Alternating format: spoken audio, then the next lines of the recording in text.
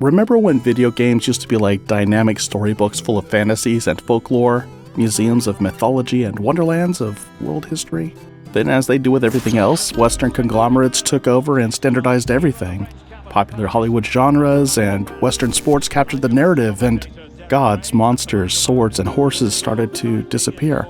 Until now, when one Chinese video game has risen from the ashes, ready to topple the status quo, determined to bring the magic back to our screens. Can Black Myth Wukong succeed and shift the power back to the East? Today, the global gaming industry is bigger than the film and music industries combined. It earns double the revenue of the other two, and has taken over our TVs, phones, and even our schools. In the past, video games were often blamed for inciting violence, antisocial behavior, and lower grades. Teachers worldwide are using the same games to enhance their lessons today. That's right. Apart from developing analytical skills, hand-eye coordination, and teamwork, video games now also help students brush up on their math, languages, and history. And yet, the most interesting curriculum imparted by the games remains stories from cultures and mythology across times and maps: Egyptian, Greek, Slavian, and more. At least the older games did. In the last decade, the storytellers have been reduced to a few big companies, and the stories themselves seem confined to the West. Why is that, and how can it change? Can the stories manage to break free? Let's find out. Gone are the days of the Hello Kitty age, of Pokemons and Dragon Balls, of Power Rangers and Samurais. In the 90s and early 2000s, the world was awed by everything Japan. From sport cars and fashion trends, cool Japan was everywhere. And then, of course, there were the video games. We helped Mario rescue Pauline, went on dragon quests, and uncovered the Legend of Zelda.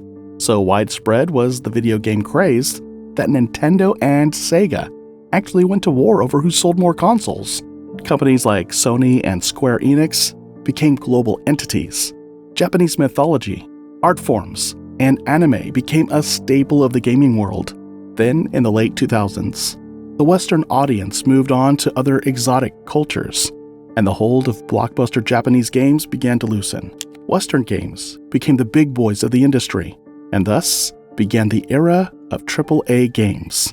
If you have ever played a console game, you have likely played a AAA game: GTA 5, Call of Duty, Fortnite, Minecraft, The Witcher, and The Last of Us, all AAA, high-octane and high-profile. Typically produced and distributed by large publishers, these games are made with massive development and marketing budgets, often spawning multiple franchises. They dominate markets and blockbuster listings. And why not? With high-quality visuals, groundbreaking technology, and energetic gameplay, AAA games promises a breathtaking experience in every beat. So, where's the problem? The problem is that such an experience can only be achieved with a budget afforded by the big daddies of gaming companies. According to a report by the UK Competition and Markets Authority, AAA games that were greenlit for a potential release in 2024 and 2025 received an average development budget of $200 million. Franchise titles like Call of Duty and Grand Theft Auto now exceed budgets of $300 million, while the total budget of Red Dead Redemption 2 was estimated to be as high as $540 million. To put this into perspective, the most expensive film ever made, Avatar 2: The Way of Water, cost between $350 and $460 million. Given the detail-oriented graphics, the cutting-edge technology, and the amount of time and human effort taken to make these games, the budgets aren't a big surprise. But the higher the stakes, the lower the amount of risks a publisher is willing to take. The result? A slew of well-produced, engaging but repetitive video games. Once a rich playground for rich folklore and mythical heroes, now a big chunk of the big-ticket games is just first-person shooting and revised versions of FIFA, while storylines only dabble in popular Hollywood genres like military and post-apocalypse. Even games like Ghost of Tsushima, that explore a world beyond cowboys and soldiers, have Western origins and have been criticized for appropriation and misrepresentation. But all of that is about to change.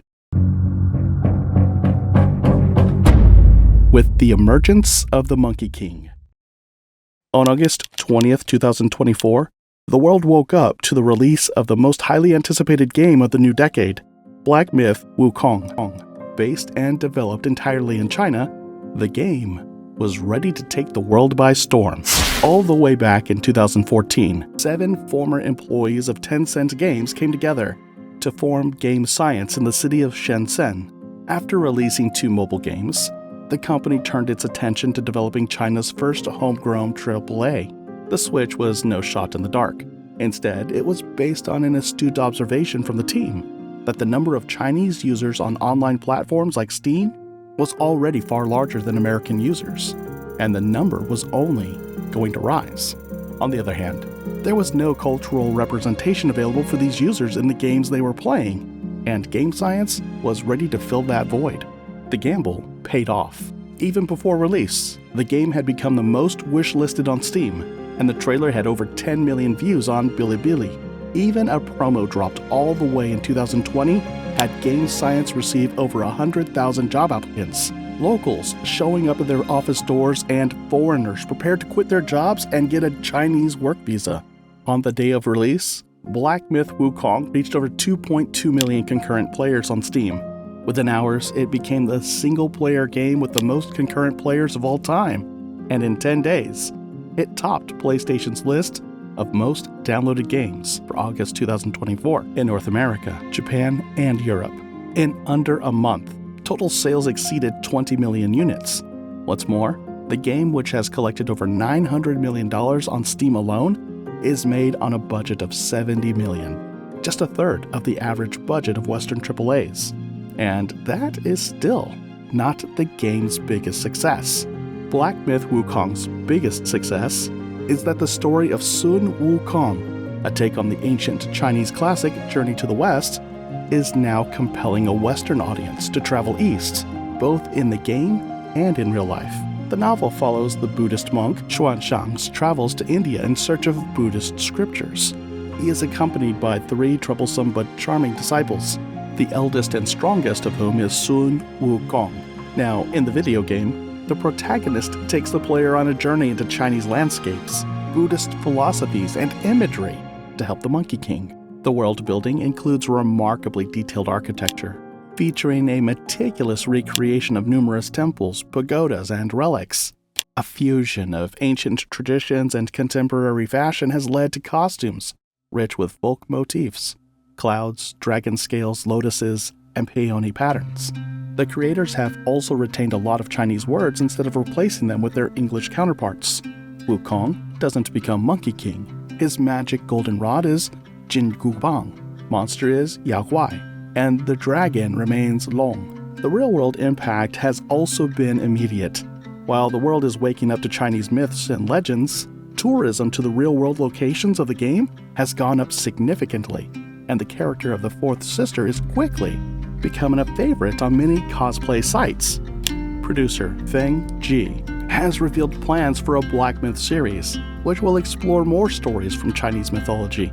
Meanwhile, Tencent Games, which owns a 5% share in Game Science, has announced that its Venture Lab unit will expand support and capabilities to help early-stage game developers grow across the world.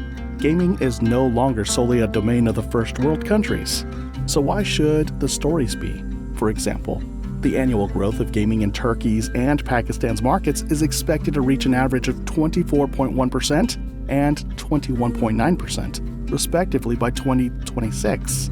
India is primed for growth at 18.3% in the same period.